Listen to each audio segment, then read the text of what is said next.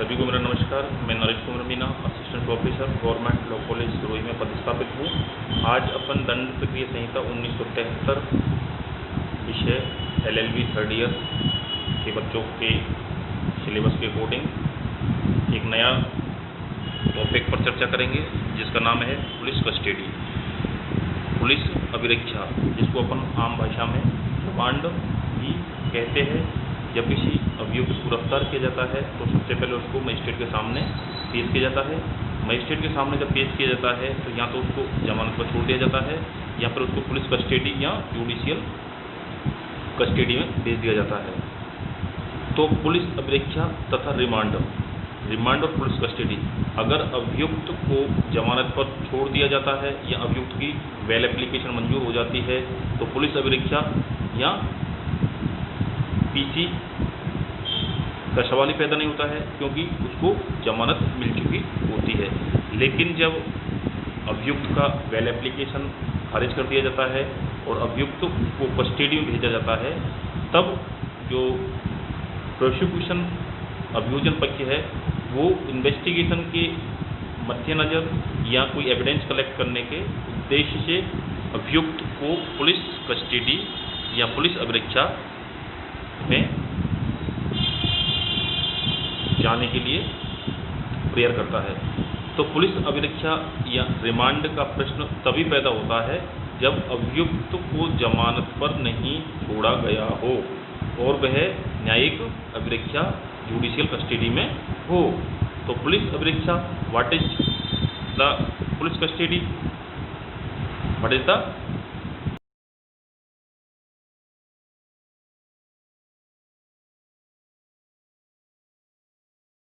में यह बताया गया है कि जो मजिस्ट्रेट के द्वारा जारी किया गया ऐसा प्राधिकार है कि अन्वेषण के लिए अभियुक्त अभिरक्षा में रखा जाए। तो ये एक प्राधिकार है जो मजिस्ट्रेट के द्वारा पुलिस ऑफिसर को सौंपा जाता है कि उसको पुलिस अभिरक्षा में रखा जाए। रिमांड का आदेश कौन दे सकता है? तो रिमांड का जो आदेश है वो कौन दे सकता है? तो रिमांड का आदेश जारी करने के लिए मजिस्ट्रेट सक्षम होना चाहिए, मतलब कैपेबल होना चाहिए। रिमांड का आदेश जारी करने की जो अधिकारिता है सामान्यतः जुडिशियल मजिस्ट्रेट फर्स्ट क्लास, मतलब न्यायिक मजिस्ट्रेट प्रथम श्रेणी या महानगर मजिस्ट्रेट को उपलब्ध है। तो रिमांड की अवधि या पुलिस कस्टडी या पुलिस अभिरक्षा की अवधि, मतलब पुलिस कस्टडी में कौन भेज सकता है, कौन आदेश दे सकता है? न्यायिक मजिस्ट्रेट प्रथम श्रेणी एवं महानगर मजिस्ट्रेट। अब प्रश्न यह होता है कि द्वितीय श्रेणी या सेकंड क्लास न्यायिक मजिस्ट्रेट जुडिशियल मजिस्ट्रेट रिमांड की अवधि या रिमांड का आदेश दे सकता है? तो द्वितीय श्रेणी न्यायिक मजिस्ट्रेट आदेश नहीं दे सकता है। सेकंड क्लास न्यायिक मजिस्ट्रेट द्वारा रिमांड का आदेश तभी दिया जा सकता है जब उच्च न्यायालय द्वारा स्पष्ट रूप से प्राधिकृत किया गया हो। तो सामान्यतः सेकंड क्लास न्यायिक मजिस्ट्रेट जो है वो रिमांड का आदेश नहीं दे सकता है, पुलिस अभिरक्षा में नहीं भेज सकता है। लेकिन यदि उस राज्य के उच्च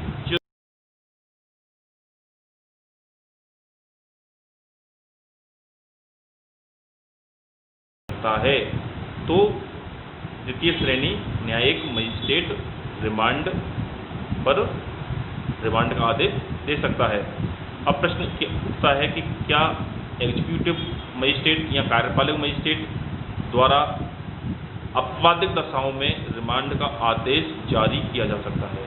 तो कार्यपालक जो मजिस्ट्रेट है वो एक्सेप्शन, मतलब जनरली तो उसको मतलब पावर्स नहीं है, लेकिन कोई अपवादिक ऐसी सिचुएशन है कि कोई मजिस्ट्रेट उपलब्ध नहीं है और रिमांड पर भेजना जरूरी है, तो ऐसी परिस्थिति में कार्यपालक मजिस्ट्रेट रिमांड की आदेश दे सकता है। तो कार्यपालक मजिस्ट्रेट इस शक्ति का प्रयोग तभी कर सकता है जब रिमांड का आदेश देने के लिए सक्षम महानगर मजिस्ट्रेट या न्यायिक मजिस्ट्रेट उपलब्ध ना हो। तो 1979 मतलब 1979 में कार्यपालक मजिस्ट्रेट को रिमांड पर देने की शक्ति प्राप्त हुई है। इससे पहले कार्यपालक मजिस्ट्रेट को रिमांड पर भेजने की छुट्टी नहीं थी। अब प्रश्न उठता है कि अभियुक्त को रिमांड पर कब दे सकते हैं? अभियुक्त को रिमांड पर कब दे सकते हैं? पुलिस कस्टडी में कब भेजा जा सकता है? गिरफ्तारी के बाद में या गिरफ्तारी के पहले या गिरफ्तारी के किस स्टेज पर उसको रिमांड पर भेजा जा सकता है? तो इस विषय में सुप्रीम कोर्ट का एक बहुत बड़ा जजमेंट था, लीडिंग केस था, अनुपम जे कुलकर्णी वर्सेज CBI के मामले में सुप्रीम कोर्ट ने यह कहा था कि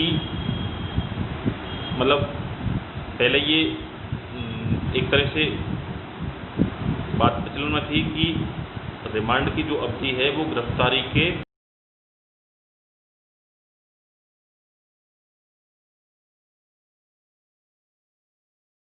15 दिन में ही हो सकता है, उसके बाद नहीं हो सकता। लेकिन सुप्रीम कोर्ट ने बाद में इस धारणा को गलत माना। ये धारणा थी कि पुलिस अभिरक्षा जो है वो गिरफ्तारी के प्रथम या प्रारंभिक 15 दिनों के अंतर्गत ही हो सकती है, बाद में नहीं है। उदाहरण के तौर पर जैसे सपोज करो कोई व्यक्ति को गिरफ्तार किया और 24 घंटे के अंतर्गत मजिस्ट्रेट के सामने पेश किया। अब मजिस्ट्रेट ने जमानत नामंजूर कर दी और उसी रात ए की तबीयत बिगड़ जाती है और उसको ICU में एडमिट करना होता है और उसको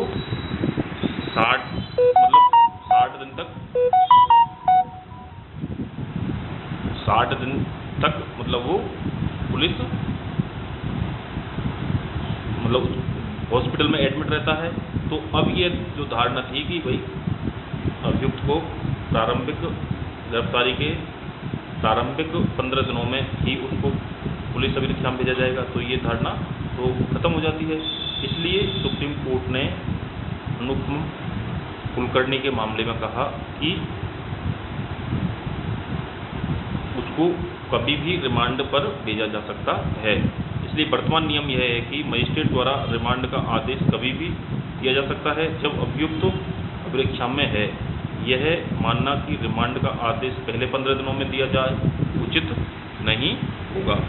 अब पुलिस अभिरक्षा रिमांड की अवधि कितनी होगी? तो CRPC सेक्शन 167 रिमांड की अवधि 15 दिन है, तो 15 दिन से ज़्यादा नहीं। तो यदि किसी विशेष विधि के अंतर्गत अधिक अवधि विहित की गई है तो विशेष विधि का नियम लागू होगा।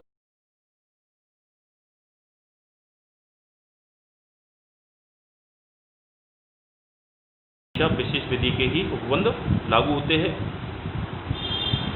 अब प्रश्न ये उठता है कि क्या 15 दिन की अवधि एक साथ दिया जाए?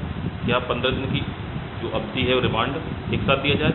तो न्यायिक मजिस्ट्रेट द्वारा कितने भी दिनों के लिए रिमांड का आदेश दिया जा सकता है जो वह मामले के अनुसार ठीक समझे, लेकिन रिमांड की कुल अवधि 15 दिनों से ज़्यादा नहीं होगी। तो जो जुडिशियल मजिस्ट्रेट फर्स्ट क्लास जो होता है उसको यह शक्ति है कि वह कितने 15 दिन कितना भी एक साथ रिमांड की अवधि में अभियुक्त को दे सकता है। लेकिन कार्यपालक मजिस्ट्रेट के द्वारा जो रिमांड की अवधि है वो केवल 7 दिन ही दी गई है और 7 दिन से ज़्यादा वो रिमांड पर नहीं भेज सकता है।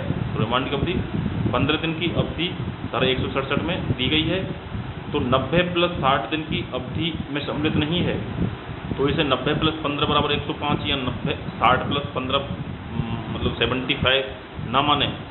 ये 90 और 60 दिन की अवधि में ही रिमांड की अवधि सम्मिलित है। तो रिमांड का आदेश प्राप्त करने के लिए पुलिस अभिरक्षा में लेने के लिए जैसे धारा 167 कहती है कि गिरफ्तार व्यक्ति को मजिस्ट्रेट के सामने पेश किया जाए। इसका अर्थ ये निकला कि अभियुक्त की अनुपस्थिति में रिमांड का आदेश नहीं दिया जा सकता है। 167 कहती है कि रिमांड के लिए अभियुक्त को पेश किया जाना जरूरी है और उसके उस दस्तावेज पर हस्ताक्षर लिए जाना जरूरी है जो इस बात का सबूत है कि अभियुक्त को पेश किया गया है। 167 पुलिस डायरी पेश करने की बात करती है तो मजिस्ट्रेट के समक्ष। तो अब यह प्रश्न उठता है कि जब अभियुक्त को पुलिस कस्टडी में भेजा जाता है